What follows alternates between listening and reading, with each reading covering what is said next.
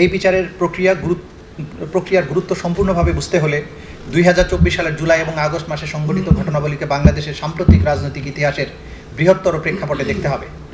দীর্ঘদিন ধরে জাতীয় রাজনীতিতে প্রভাবশালী শক্তি হিসেবে আওয়ামী লীগ গণতান্ত্রিক পুনর্জাগরণ এবং উন্নয়নের মিথ্যা বাতাবরণ তৈরি করে পরপর কয়েক মেয়াদে তাদের শাসন ক্রমশ একদলীয় দুঃশাসন, মৌলিক মানবাধিকার হরণ, ভিন্নমত দমনের নিষ্ঠুর পন্থায় মানবতাবিরোধী অপরাধ সংগঠন করে গেছে।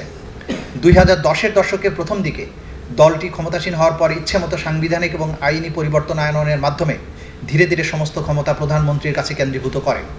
বিচার বিভাগ, আইন শৃঙ্খলা বাহিনী এবং গণমাধ্যমসমূহ গুরুত্বপূর্ণ রাষ্ট্রীয় প্রতিষ্ঠানগুলোকে সরাসরি নিয়োগ, বিধিনিষেধ এবং বাক স্বাধীনতা হ্রাসকারী আইনের মাধ্যমে সরকারের কঠোর নিয়ন্ত্রণে আনা হয়।